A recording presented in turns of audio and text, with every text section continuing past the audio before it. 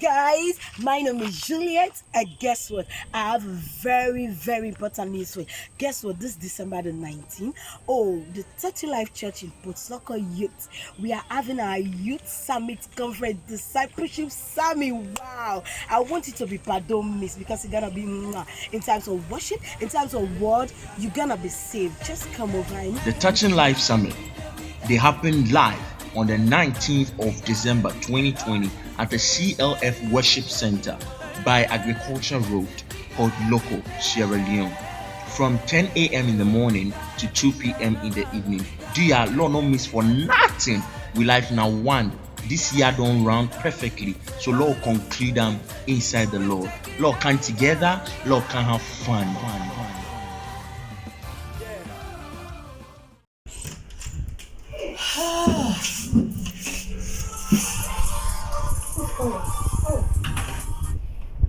Yeah, hello.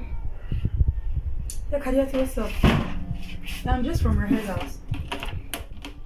Of course, we are rehearsing towards. Wait, are you trying to say you don't know about the program? But they are big. The Touching Life Summit is coming on this very Saturday, the 19th of December. We are hosting it at the church. Are you trying to tell me you are missing it? No. Of course, I'll be there, yes. API is ministry, Pastor Emmanuel is ministry from Ghana, Pastor Alabali is also coming from Liberia, and there are so many guests you don't want to miss it. Alright, dear, see you there. And see you there.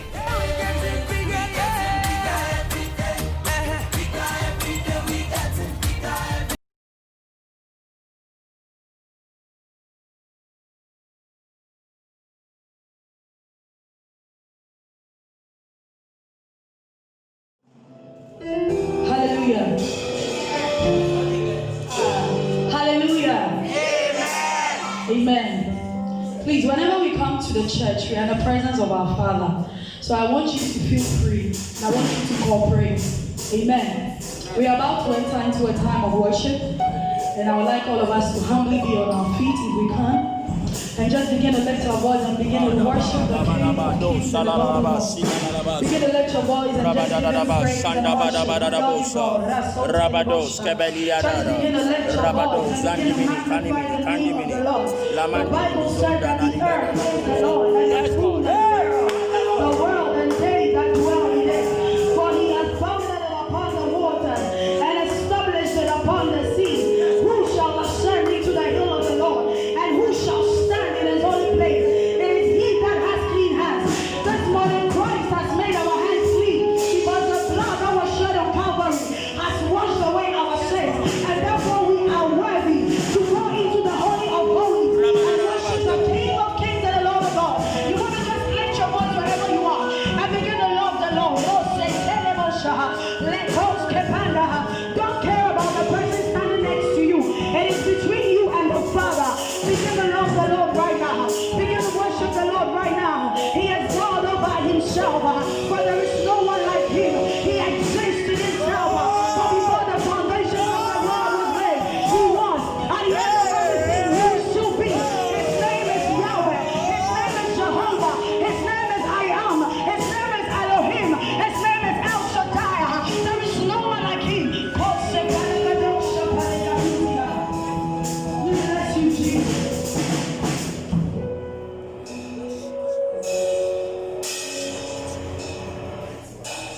Somebody sing hallelujah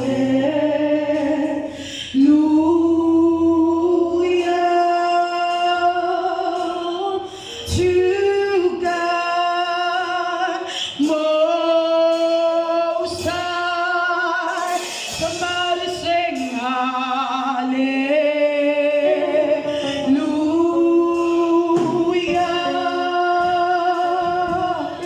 to God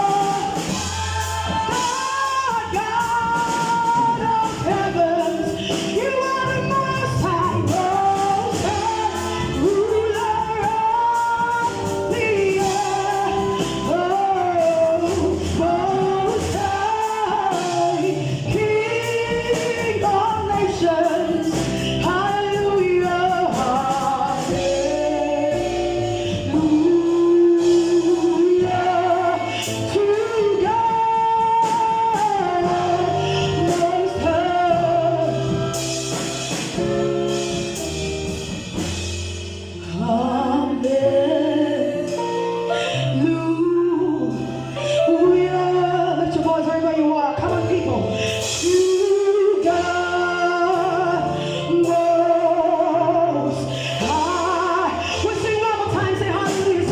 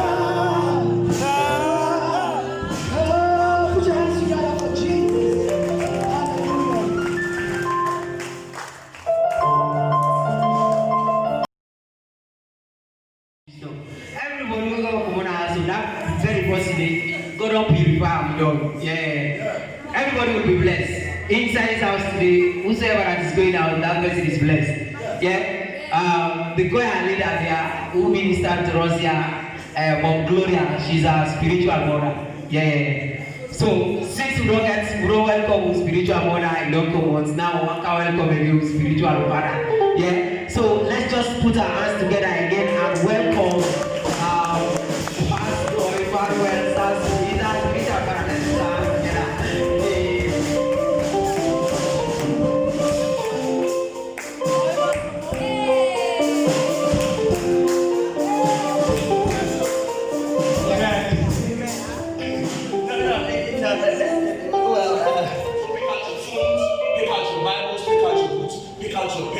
And with a loud noise, and let's all standing and clapping, let's invite and welcome our teacher, our first teacher for the first session, Pastor Calvin Lavani from Nigeria. God bless you. Put your hands together for Jesus. That's what it's called. Shout his name. You are the light of the world. Now, what is that light? Jesus Christ is the light. And that light is in you. It is the reflection of Jesus Christ that will spring forth, that should come out, that people will see. What is that light? Your behavior, your character, your attitude. The way you relate to people. I don't like to see people talking when I'm teaching. Please, I don't like it. The reflection of Christ, it must shine. And so, one thing I want you people to understand is this: wheresoever there is light, there is impact.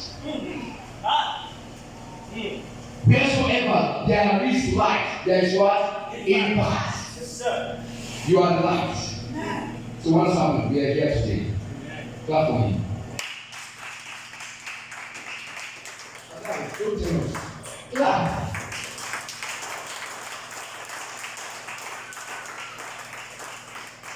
So if you're here, you have not made an impact, then consider yourself a darkness. Praise God. A light was impact. Tell somebody, talk to God, say, God, make me the light in this community. Alright, let's go to the next one. Now, it says the difference between compassion and discipleship. The scripture, Acts chapter 3, verse 19 says, repent therefore and be converted, that your sins may be blotted out, so that the time of reflection, no, let's leave this out. But let's understand the word repent. Repent. The word repent is a change of mind or attitude. The change of mind or attitude. Now, there is no repentance in you if your mindset is still the same. There are some of you that call yourself believers. Me, Nakoya, me, na this, me, na that. But you still have the same old mindset. You have not repented yet. Paul gave the actual definition of repent. That is the reason why he said, do not conform to this world, but be ye transformed by the renewing of your mind. Until your mindset is changed. And I'm sorry, we love tradition. From my home side, they like village society. And from the northern side, they like Bangladesh and other societies. Praise God. And so you that have been born again, you will not have the mindset of a wounded society. Neither Bangladesh society. You will not think like those who are into that society, but you will have a new mindset. Yes. So, this last night I told the adult church, every spirit will not be inside any longer. You will accept everybody. You will have the mindset of Christ. Hallelujah. So, Jesus Christ said, repent. So, in other words, in the first stage of salvation, repentance is the first thing you need to change. Praise God. And then what? Converted. What does the word converted mean? Oh my God. I'd like to illustrate something. Now, you have a water and Kool-Aid. Then you have another cup of something. It's not here, so let me just say something. Praise God. Bring a Kool-Aid for me and a pure water. So, the word converted is to make into another form. Hallelujah. It's to do what? Make into another form. So, when you have become a child of God, the form that you were into, you must be changed from that form into what? Another form. The perfect form. Somebody say the perfect form. Perfect form. Okay, you will show them later now. Praise God. So, I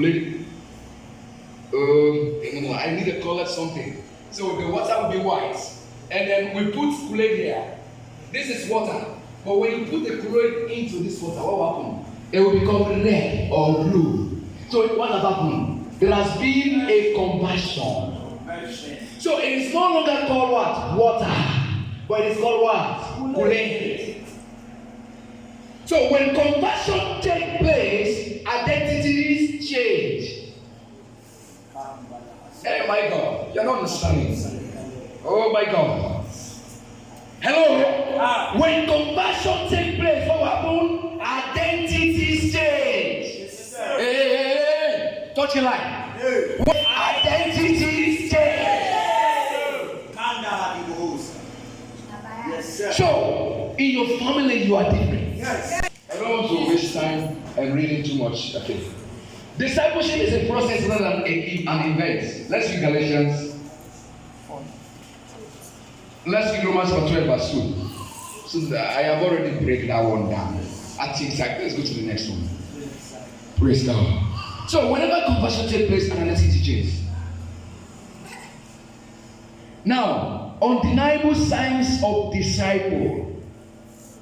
I wish I have a time to teach about multiplication, how to make disciples. My brother, you are the papa here. I'll be coming. Amen. Bless us. Praise God. Undeniable signs of disciple. For my teaching, I said there are 5 basic principles at that time that I prepared that note. Praise God. But what Jesus is saying here is the most important thing. Yes. Praise God. Now, they say, a disciple's lives continue in the world. Wow, I like this word. John chapter 8, verse 31. I want everybody to turn to that scripture. Let's break this scripture down. It is there. Read your own. Don't read that my own. Read your own. Yes, so that you will get a revelation from the word too. John 8:31.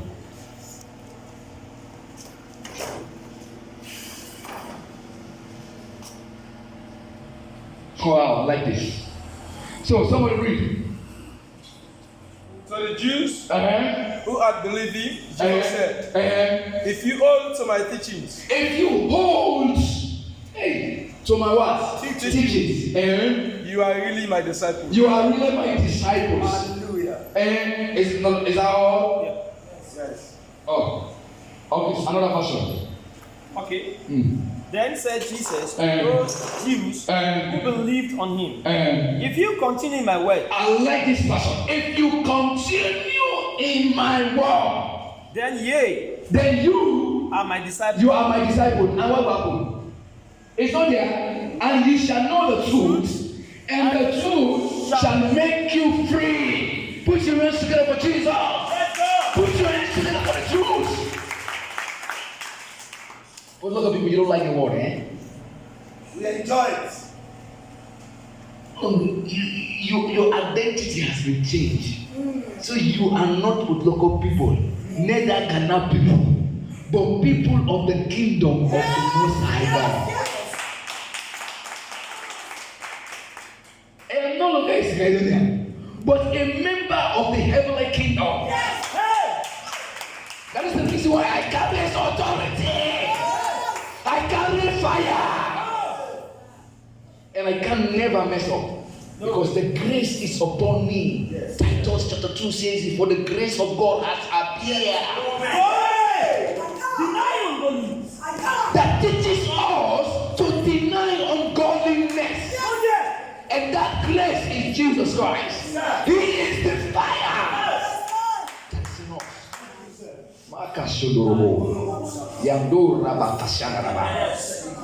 He is the fire in us. So, I said, if you continue in my word, and who is the word? Jesus Christ. Read 1 John chapter 1, downwards. In the beginning was the Word, and the Word was with God, and the Word was God. That's Jesus. The Word became flesh and dwelt among men. So, in other words, the scripture is trying to tell you that if you continue, Jesus is the same Jesus that spoke that word, that message. It's the same Jesus that spoke that word. If you continue in my word, you are my disciples. So, in other words, it's trying to tell you that the only way to continue with me is through the word. And I am the word. Because in the end ye shall know the truth. So there is, and who is the truth? Jesus. From today, who is the truth? Jesus. Brother that playing with the phone. Brother with the glasses. Hey, somebody tapping. Who is the truth? Who is the truth? Jesus is the truth. Who is the truth? There is no death in Jesus. There is no bend in Jesus. There is no shortcut in Jesus. He is straight. He is fat.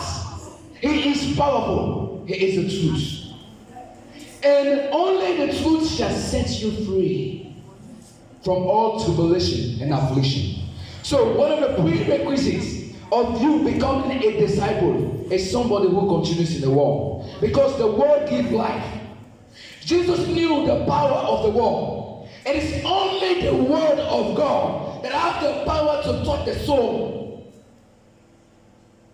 Oh my God. Hey, everybody sit up straight, pay attention.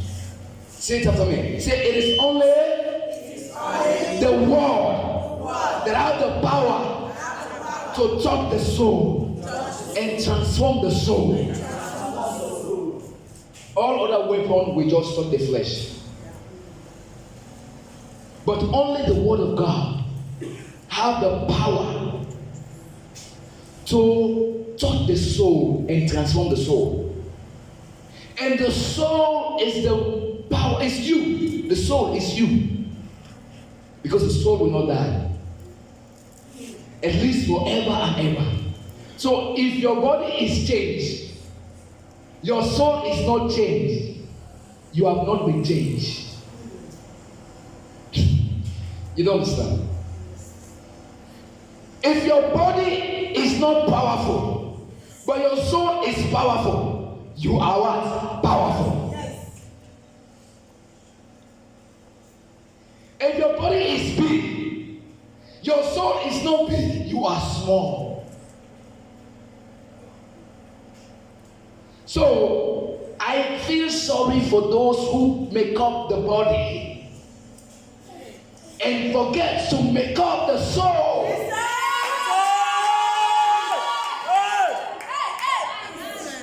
So a disciple is someone that is more focused to make up the soul than the body. How many people have makeup for souls here? So lipstick, so mascara, So lipstick, so lashes, so scara. yes. Hallelujah. Praise God. This is the church. Clap for Jesus. So our desire must be to make up the soul. Because once the soul is made up, oh, you are beautiful. So, rich. You are beautiful. Very beautiful. But once the soul is not powerful, oh, you're not powerful. Glory to God. So, a disciple is committed A disciple is committed to the life of the master.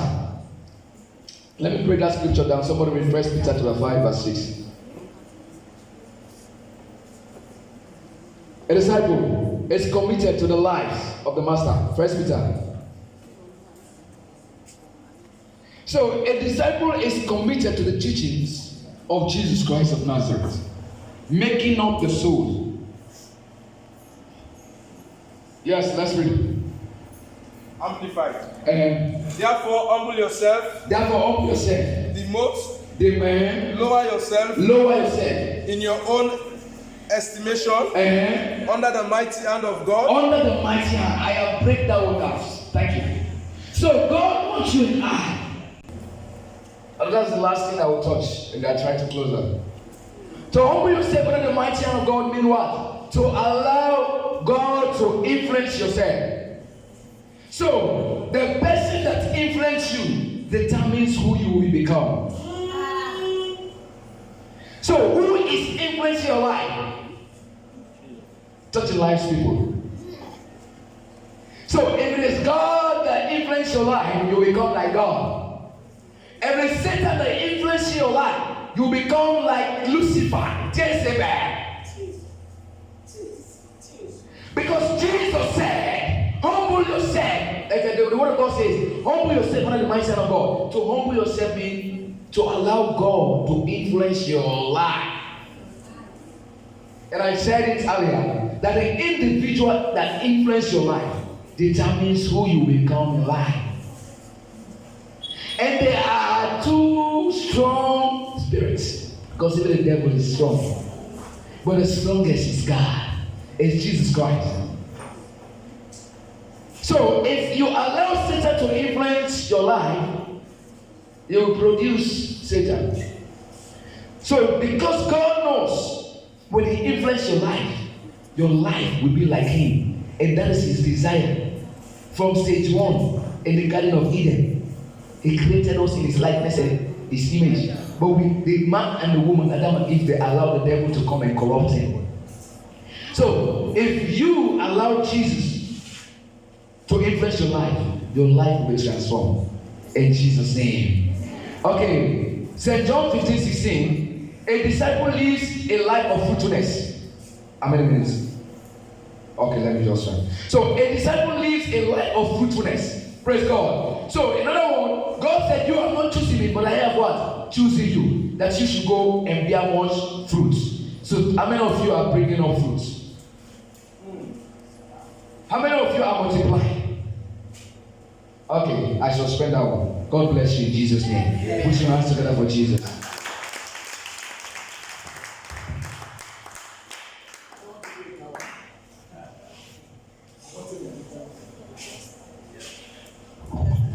Hallelujah. Amen. Hallelujah. Amen. Let's give it up for the man of God. Let's give it up for the man of God.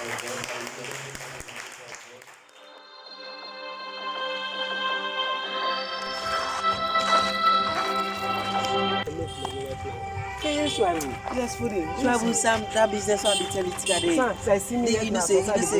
Sam, you know for sin I don't give up. Oh yes, I left me. You know that in a block man.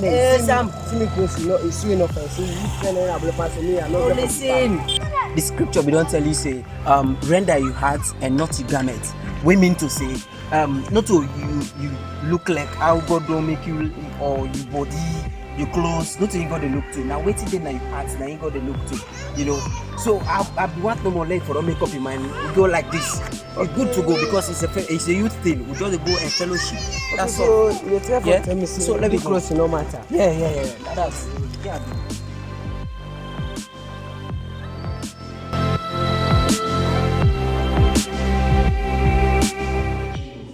Today is about sacrifices. Today you are sacrificing your time. You are sacrificing your busy schedule.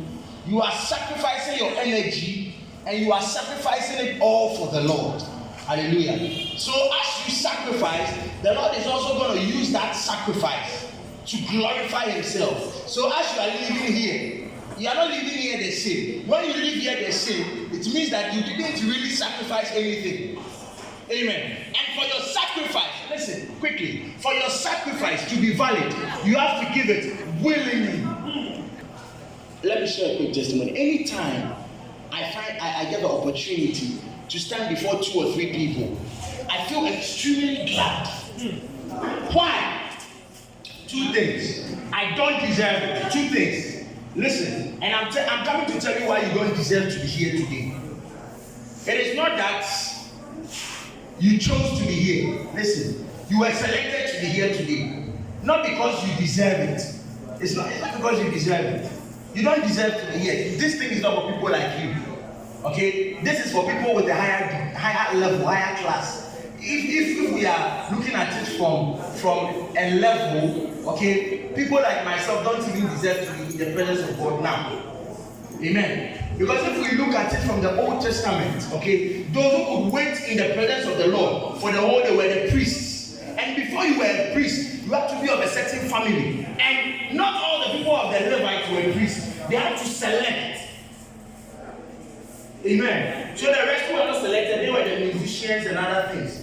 But then the priests, even among the priests, they had those who ministered in the inner courts and those who ministered in the outer courts. So outer courts will be like the outside of the church. That's where your last limit is.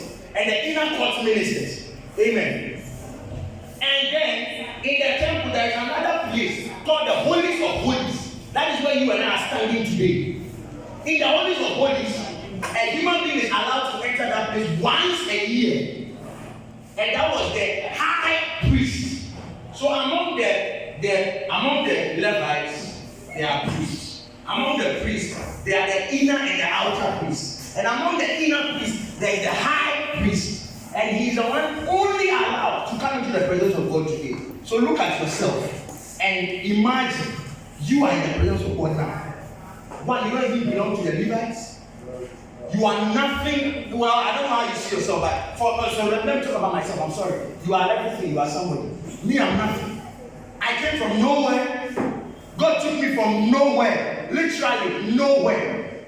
Amen. Struggling with a lot of sins, dealing with a lot of situations. The Lord just picked me, handpicked me, and said, "This is my son. Today I have chosen you to bear my glory." And when the Lord just said that, He placed me here, and today glory is happening. Amen. Listen, you don't deserve to be here. So if you are somewhere you don't deserve to be, make sure that you get everything from there. Amen. I remember when I didn't, I'm going to give a silly example. When I didn't deserve to go to the US and I got the opportunity. Pastor Bright. I was walking on the streets of New York, yeah, and I was like, no, I don't deserve to be here. I don't deserve to be here at all. My time will go very soon, so I have to do something very soon. Yeah, I have to make sure I use the opportunity properly. So do you know what? That evening I waited for everybody to go, and that time they had snow. So I bent down and I was dragging the snow by the roadside, and I was eating it. This is something I've never told anybody. I ate about 3 scoops of snow and I realized I was eating dust and I mixed together. So I had to stop. But just to say, I used, and when the opportunity, I used it. They gave us credit cards. I made sure that by the time I came back, I go back to Ghana. I used every money in the credit card. They gave us phones. I used every internet on it. I made sure the hotel that they put us in, 5-star hotel, I slept on the bed. I'm with a friend. Let me share this with you. No, I'm telling you how to use opportunity. Now, you know 5-star hotels, they have room service. They come twice a day, every time, to clean the room, prepare the clothes. And in our bathroom, there is everything in the bathroom. So what we do is that I don't know what ministered to me. Take a big traveling bag, pack small things. So when I was going, my traveling bag was big, small things. So when I got there, every day, I tell my friend, don't use the towel in the bathroom. I go and pack the towels, put it under my bag. When we go out and camp, there are new towels. I pack them, put it under my bag. When we go and camp, you think I'm lying? Let's go. So when I came to Ghana, I was like somebody who went to ship towels. When I was sharing it, I said, you come and take towels. You come and take towels. You come and take towels. And that was all. Anytime we went for lunch, I wish that everybody goes. Then I was sitting there like that, looking at the CCTV. Then I begin to go around the table. I pack all the unused spoons, unused forks. unused shorts, put them in my jacket. You see that brown jacket that I usually wear? That's what I like. And when I wear, I put my hand in my pocket. But I talk and I put it there. And I go in the elevator out to my hotel room. So when I came back with a lot of spoons, that was for all. That was for all. In our room, there was a coffee machine in the room. So every time you come for room service, they bring me coffee, sachets, new creamers, new sugar. Before I leave, I have to pack everything, put it in my bag. When I come here, I knew one bag. And I can think that every time the room service comes, they say, it's kind of villages like this room. Pack everything. But so when I was coming back to Ghana, I got access. Now what was saying, when I came, I was selling sugar, creamer, coffee, spoons, earphones, and we got earphones now. When we got into the aeroplane, okay, when we're traveling on the Delta Airlines, okay, you know, those who are traveling, they give earphones in the plane, and they give sometimes pillows and some other things in the plane. Now, when we were traveling from Ghana to US, I noticed something, they didn't everybody earphones. Some people didn't use it, some people left it. So when I was getting out of the plane, it was paining my heart. I said, So the next flight from US, we had to go from US to Amsterdam, Amsterdam to Ghana. I said, I have an opportunity. When we US to Amsterdam and waiting, when everybody was getting there, I was still sitting on my first show, and I said, you go and come.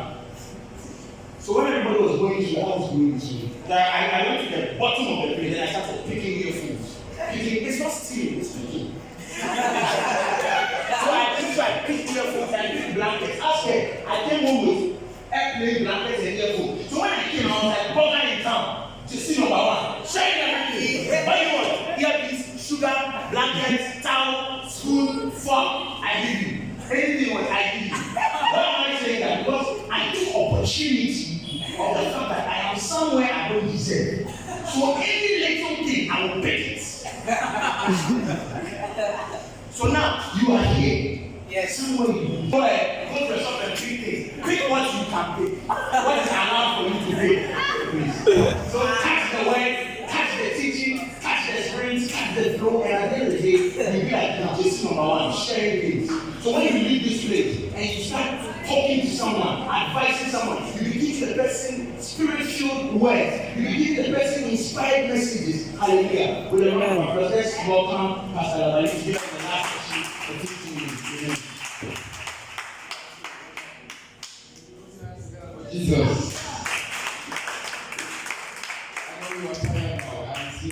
Lord, we are grateful because we have been blessed. And there are people here who are serious to receive your word. You speak to them that your name will be glorified. We thank you for your fire. You lifted this church on another level. We thank you for that.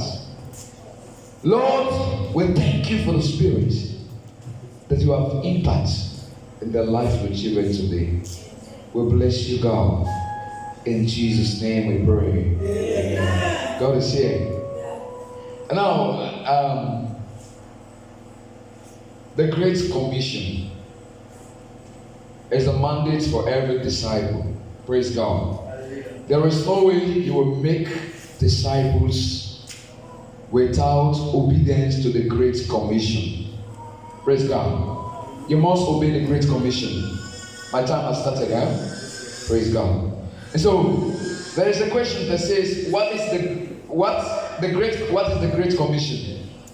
And from what I prepared, I said the Great Commission is an eternal mandate to all those who claim to be disciples of Jesus Christ. And Matthew 28, verse 19 to 20 say, go ye therefore and teach all nations, baptizing them in the name of the Father and of the Son and of the Holy Ghost, teaching them to observe all things whatsoever I have commanded you. And lo, I am with you always, even up to the end of the world. I like this verse. So the Lord Jesus Christ did not only give us the mandates, but He gave us the power, all what it takes to fulfill the mandates. He did not also stop there, but He promised to be with us. Yes. So as I'm speaking here, Jesus is with me. Yeah. And so what I'm doing here, I am not speaking on my own, but I am speaking what Jesus Christ is speaking through me. Hallelujah. Amen. So there is an assurance. No need to be afraid everywhere you go. Hallelujah. Put your hands together for Jesus. And so let me use 1 minute to break down the word go. Teach all nations, baptizing them and teaching them to observe all things. Praise God. G-O, and I use capital G-O because it is one of the greatest commandments. I like my papa. He told me the last time. He said, in the Old Testament, it says, be still. But in the New Testament, Jesus said, go. Praise God. So the word go is a command. In fact, it's a verb, it's an action word. Hallelujah. So it is not an apology. It is not an appeal, but a command from the King of Kings, the King of the kingdom. So, in other words, God has mandated you and I not just to sit down, but to go with the message. And what is the message? The gospel is the message. And what is the gospel? The gospel is the teaching about Jesus Christ of Nazareth, what he has done on the cross of Calvary, and the remission of sin. So you and I, we are to proclaim this new news. And so when we go with this message, what are we to do? We are to teach. What are we to teach? The gospel. And what is the gospel? The teachings about Jesus Christ of Nazareth. His death, his burial, and the resurrection, and the remission of sins on the cross of Calvary. So anything you do outside of this is not the gospel. Tell the people who is Jesus Christ of Nazareth. Tell the people what he has done on the cross of Calvary for the remission of sins, and tell them about his kingdom. These are the things that Jesus Christ did. Hallelujah. So you have to teach them. What is teaching? Teaching is using the gospel to edify, to build, ground the people about the knowledge of Jesus Christ of Nazareth. Impart in them what you have received. That is the reason why Paul said, I am imparting in you what I have received from Jesus Christ.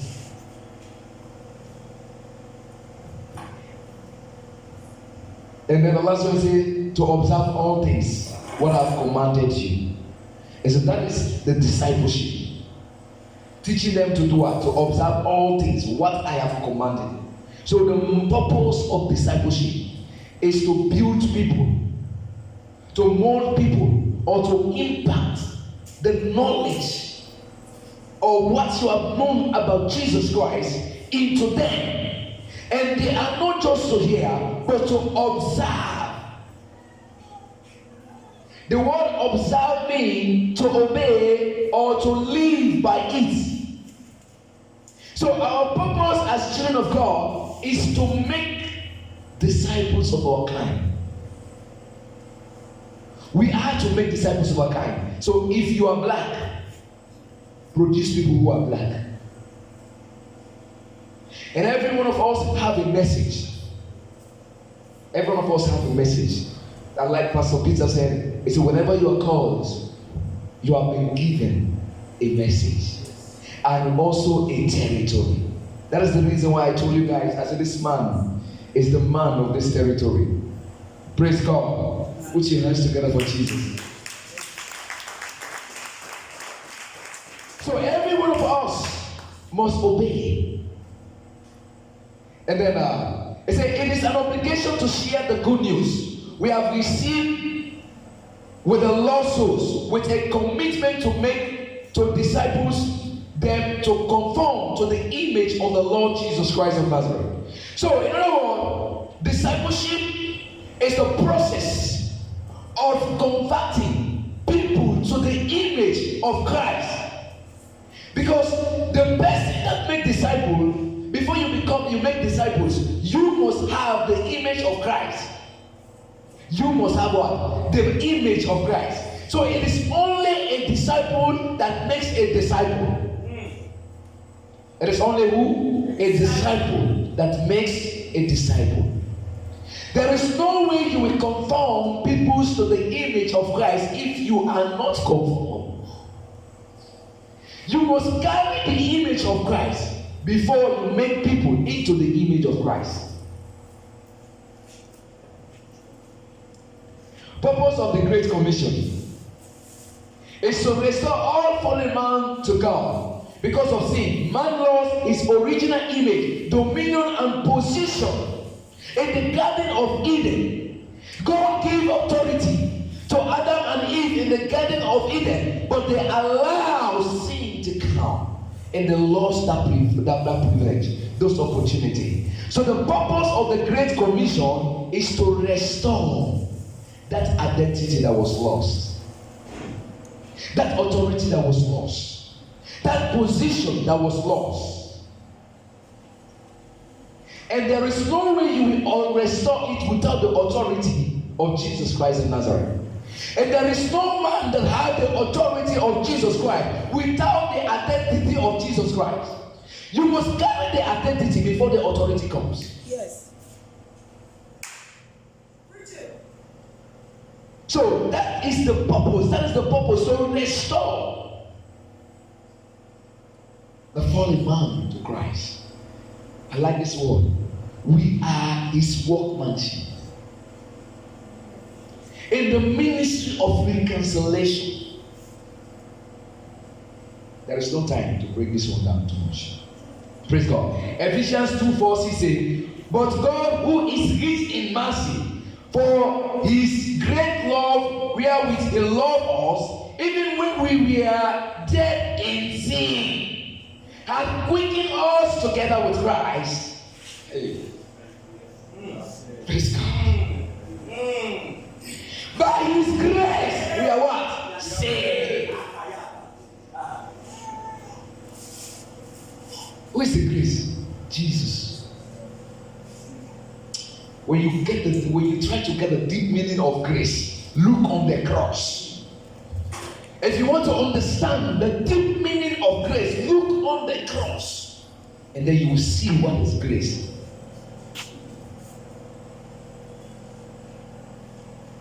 So the purpose of the Grace Commission. So your message must center on restoring the lost man, not condemning.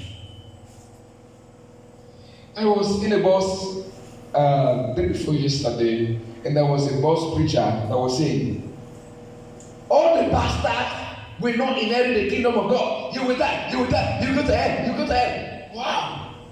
I got angry. I want to say something because myself I was a bastard. I was a bastard child. So that message has already condemned me, telling me that I will not go to heaven, because bastards are people who their father and their mother were not married and they give birth to themselves. My mother and my father never got married before they give birth to them. They were in school and they born a child. To the extent my own pregnancies, they should have destroyed it, because my father's family, they take themselves to be, I can say the word, let me just use the word so that people understand, royal family. So my mother came from a poor family.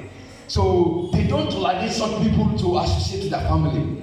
So my grandmother said, this time, destroy this pregnancy.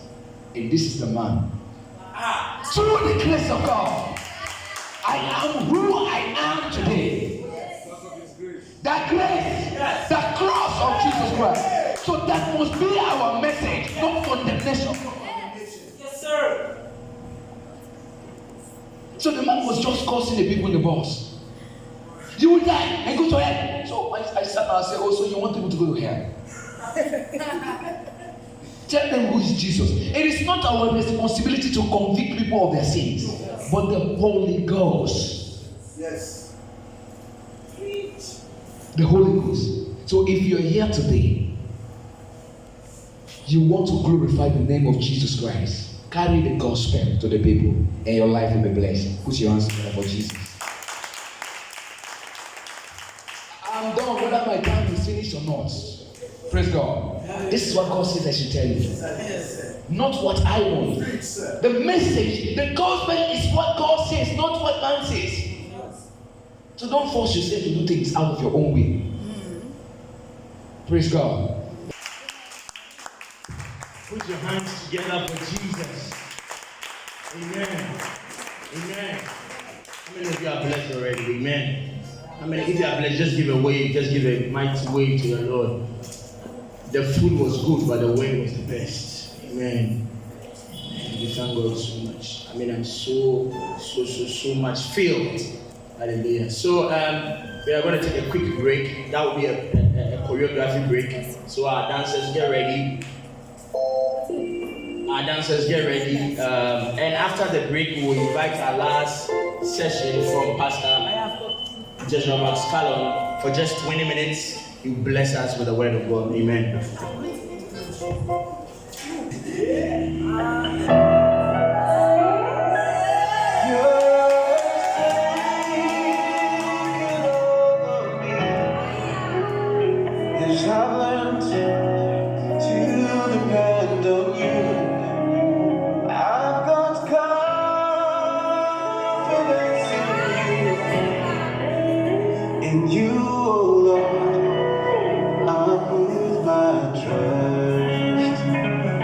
The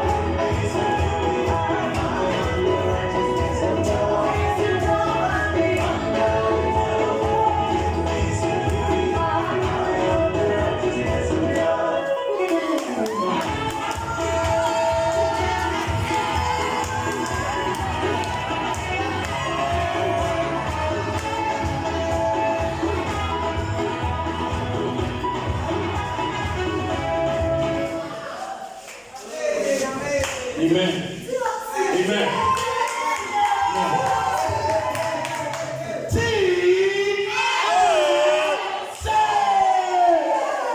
Without wasting much time, I'd like to call on Minister Jezreel Mascalo to come and continue the energy for the next 20 minutes and bless us with the word of God. Amen.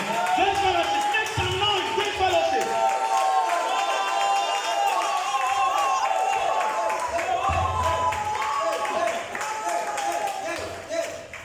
Hallelujah.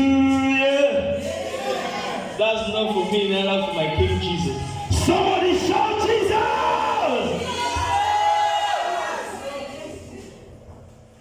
We have TLC people here. Yes, sir. And with the kind of energy you have from that chicken, you can give me that kind of shout. Somebody shout Jesus! Do we have young life here? Do we have young life here? Do we have young life here? Young life, shout for Jesus! And do we have grace fellowship here?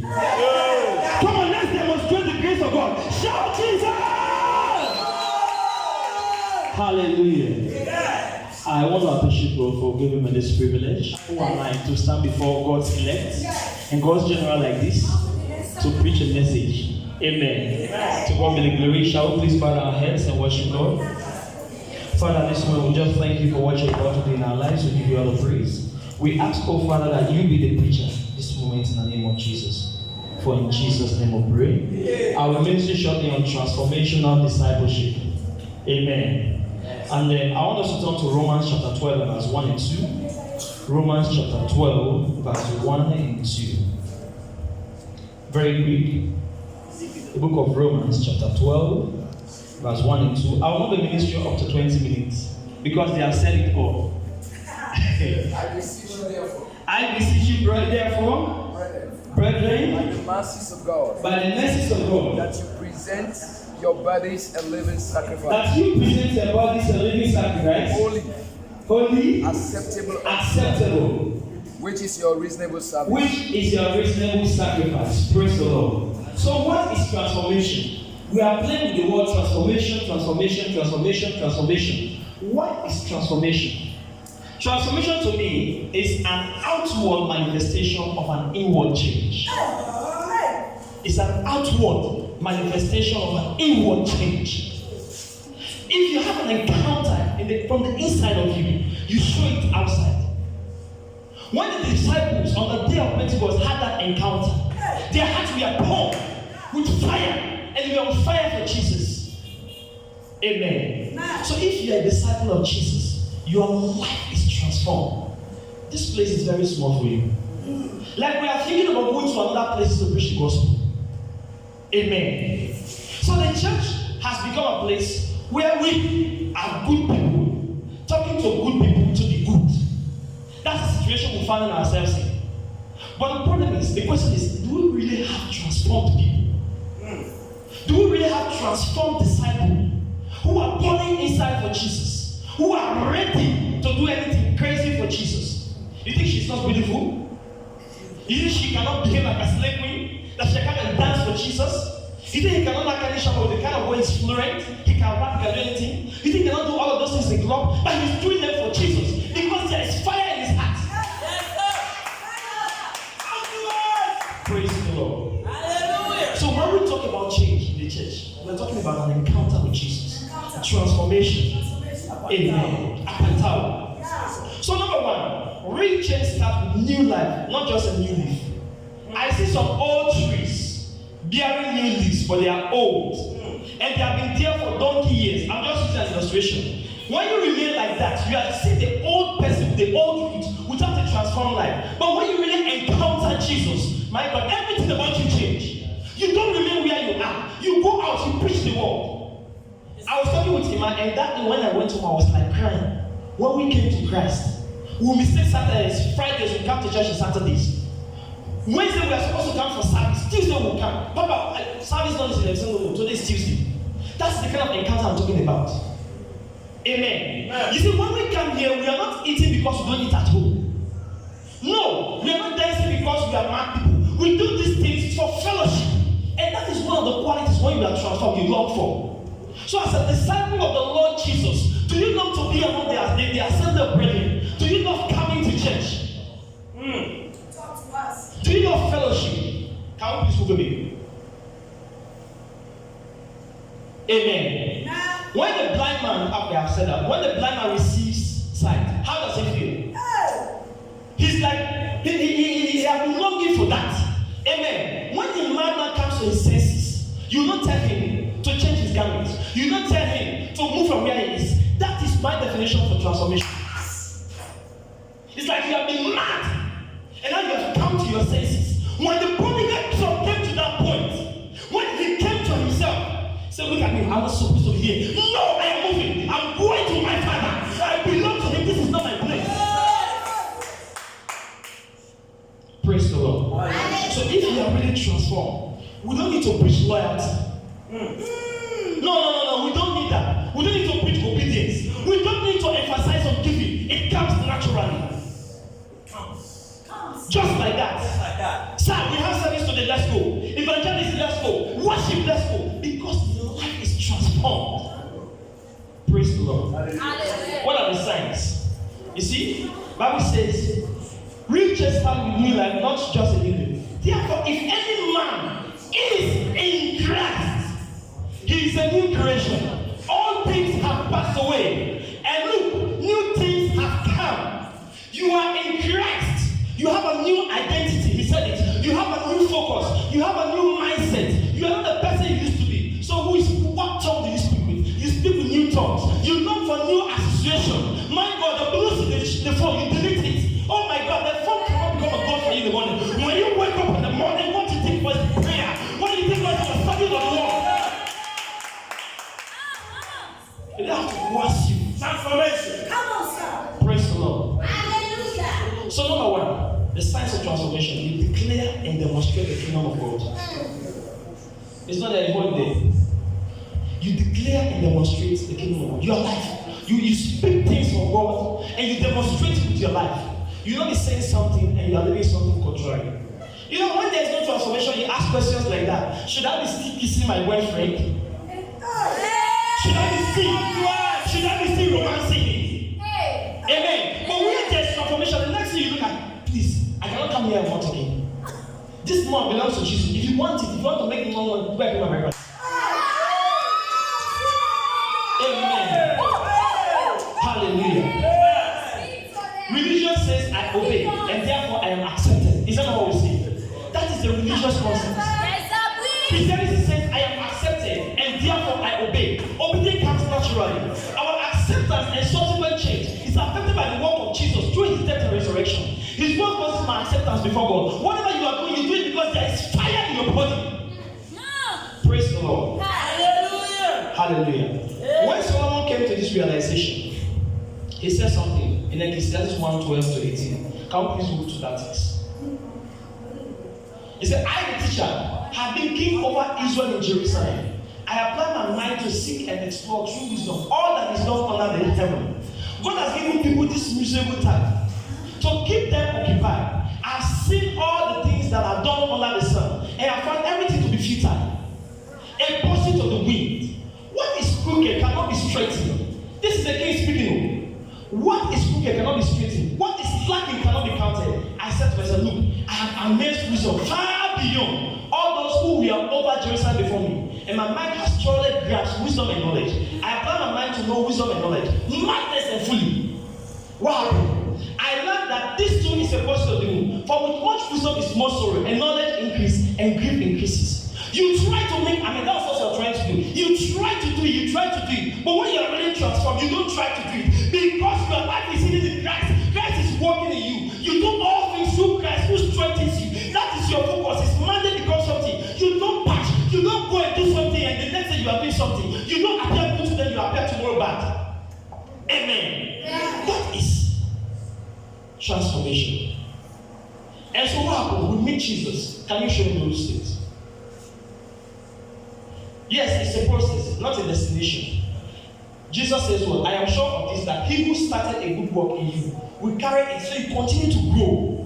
You continue to grow. You continue to grow. As you fellowship with God in the morning, in the afternoon, you carry on wherever what we do is Sunday morning we come and leave God here and go on our own. That's what we do. And the man says, when we are coming, we come on our tutu dog as if we are visiting God in the hospital. God, please just carry this here. You no way. Please take this money. When there is no transformation, you think about the amount you give God. You think about the amount of time you'll be looking at time. I'm going now. But the service is over. My soul longs for testing for water. Even as the deer what? Pants after the brook. Praise the Lord. Continue. I want to see something. Go. Okay, this. When you are a disciple of Jesus, worship becomes a lifestyle. And what are you doing? You build relationship. What's the next thing? You are growing in faith. And what happens? Personal transformation. You are becoming who? Jesus. What happened? You serve others. You serve God through others. So loyalty cannot be a doctrine that we preach. Amen. Giving cannot be a doctrine that you preach. Then what happened? You belong to a community. You give generously. Praising and sharing. And what happened? You go. He said it. Nobody tells you to go. You go on your own. You preach the word. Hallelujah. Amen. So I am concerned with when we come to church and they say somebody surrender your life to Jesus and people don't come. But when they say those who the devil is troubling in their father's house, come out. And you see, they will come out and stand. You are more concerned with the work of the devil than what Jesus did for you. Hallelujah. So the death of Jesus, it doesn't make a meaning for you. What you care about is what the devil is doing in your father's house. Praise the Lord. Honestly, when I evaluate my life sometimes, I see that we all need this. Amen. Because when we wake up in the morning, what do we think about? Some of us are as loyal to our phones as Mother Bill to the Constitution of Sierra Leone. Because he's using the Constitution of Sierra Leone to deal with Sierra Leone. Amen. When you wake up in the morning, the first thing you think about is your cell phone. How many messages came? How many calls you missed? How many? Do you status? You go to people's status and comment. Do all sorts of things. Come on, are you a disciple of Jesus? Listen to this. Listen to this. Every night, let's plan a lesson from the moon. The moon does not have a light on its own. The moon does not have a light on its own. You are science to do that. The moon does not produce light, but reflect the light from the sun. So we are supposed to reflect the light of Jesus. Amen. We are supposed to reflect the life of Jesus. But something is happening in us. Yesterday, my daughter and her mother were playing the game, and I was looking at them. You know, I bought this couscous. Can you imagine a child like that having a bowl in her hand? I was like this. I was watching, it's like a movie. And then the mother said this. Like, that one, 8 months. And that is what we are doing to ourselves. We are holding on to things that are dangerous, and God is telling, please drop them. We cannot do them. Amen. So as a result, we are not fully flowing in Jesus. We are not reflecting the person who we are supposed to be. Amen. Transformational discipleship is letting go and grabbing hold. When you let go, you grab up the opportunity that God has given you. Hallelujah. The transformation that comes to us spiritually empowers us to move from religious behavior to spiritual acceptance of God's word. Paul put it this way in Ephesians 4:20-24. But this is now that you have learned about the Messiah, assuming you had him and we are taught by him, because the truth is in Jesus. You took off your former way of life, the old man that is corrupted by deceitful desires. You are being renewed in the spirit of your mind. You put on the new man, the one created according to God's likeness in righteousness and purity of the truth. Amen. So when you come to Jesus, this is what you do. You put the old man behind. And we sing it louder. The things I used to do, I do them no more. They are just a song these days. We just sing them. Amen. They are just things that we don't do. Praise the Lord. So we are called to put up the old man and take off the new man. But when we all letting go becomes a life, it's too difficult for you to let go. One, because people are very stubborn. They are very stubborn. When the monkey, do you know why the monkey is normally trapped? Do you know how to trap a monkey? Take a coconut and put something like a banana in the coconut shell. Huh? The monkey is coming to put its hand in this thing, in the coconut shell, and it's stuck there, cannot remove the hand. Not because it cannot remove the hand, but because they don't want to leave the banana inside. They want to hold it, so the hand is bold, and it's inside there, it cannot come out. That is how our lives have been stopped in the world. For us to receive total transformation, because we have some things that we are still holding on to. The boyfriend is calling, the club is calling, other things are like that. So as a result, Christianity has just become just a mere religion. Christianity is far more than a religion. It's an encounter to live the life of Jesus, period. We don't come here to perform rituals. And that's one of the qualities of any good religion. Ask Islam, they will tell you. We don't come here Sunday mornings to perform rituals. We come here to meet brethren, to fellowship in the world. Amen. Amen. So if you are somebody that now is calling you, we talk to you on WhatsApp and other things, and you are still giving him excuses, watch, are you really transformed? In marriage, every man or woman, when a woman marries, especially in Sierra Leone, that woman becomes the carrier of the surname of the man. Now, from that day, that woman ceases to be an ordinary woman, but a married personality, leads to the standard of the home. So when we come to Christ, we become carriers of the identity of Christ, carriers of the image of Christ. He said it. We are no longer the people we used to be. People are the reason why evangelism is difficult, because total transformation has happened. That's the thing. Amen. We are still the miss we used to be. We are not still misses. We are not married to Christ yet. Praise the Lord. So the relationship we create is the reason why God allowed us to marry is for Him to teach us in our marriage relationship how we are in covenant relationship with Him. Yes. So if you are cheating on your husband, it's possible that you can cheat on God. Praise the Lord. Hallelujah. And finally, as I'm running up, we are not transformed because people are too comfortable. They are comfortable with the old fashion. Christianity is too advanced for us. We are more outdated for Christianity. Christianity is too advanced for us. How? Now imagine in this generation, you are still using Windows 98. In this generation, how will you look like? That is why Paul said what? You renew your mind. So that what you can have the mind of Christ and do the things of Christ. But we are still like the old man without any difference. Praise the Lord. Hallelujah. Hallelujah. And change can what? Can hurt. I'm just trying to round up. I told you I will not be here up to 20 minutes. Amen.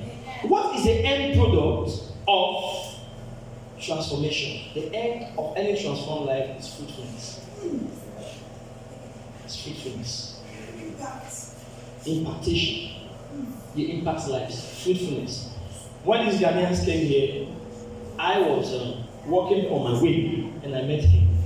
And from that day, without minding his age or whatever, he's a mentor to my life. He has taught me. When I'm talking, I just play around so that I can allow him to talk the more so that I can get things. And that is actually who is somebody who impacts lives. Since you have come to Jesus in this local, how many souls have you impacted? How many people can say, oh, thank God because of this person, I am saved today? Amen. How many people?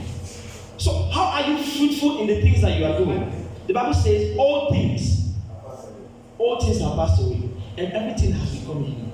So why have your family members not come to Jesus? Are you still showing them the old image? Why are your friends still arguing to go come on, abo, this and bo? Because you still meet in that corner and fight over the girl. Praise the Lord. Hallelujah. Hallelujah. As I round up, transformation is possible. Amen. If you totally surrender your life to Jesus, you are not coming to church to please Him. Why does He have to leave Ghana and come here? What is He gaining? I'm sure He's not receiving salary from anywhere. But He came here because He wants to impact your life. Yes. The only evidence you can give to this society is when you wake up man and say enough is enough. Jesus died for me, and that is the good news that I have. Because one time when I checked Mark 1:35, He told somebody, He said, listen, you have been healed. Go. Just go and give evidence to the priest in the temple. Don't hold it there. That's what I'm looking for. Don't go and do any of that. Don't tell anybody. But the man, because of that encounter, he went about, Jesus has healed me. Jesus has healed me. Jesus has healed me. That became a center focus. Amen. When we meet Jesus, we have encountered him. We attend service. We connect to other people. We serve. We give. And this impacts the world. And then we talk, come to Jesus. This is a formula. Hallelujah. So the foundation is here. If you are really connected to your master, attending church will not be a challenge to you. Fellowship will not be. Why should they be asking you for pray? To pray. To talk to your own father. Why? Amen. I always set example like anywhere she sees me, she's like, she wants to come to me. She wants to. So that should be the way. A child should love for the father.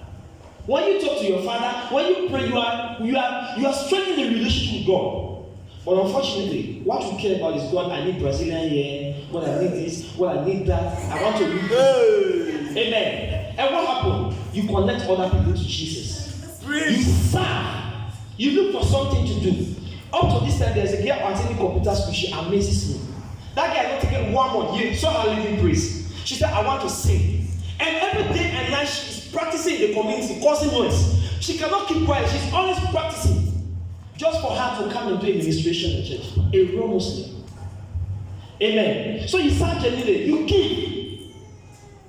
You see, it is possible to give without love. But it's not possible to love without giving. So when you love genuinely, giving becomes natural. And finally, you impact the world and people come to Jesus. God bless you.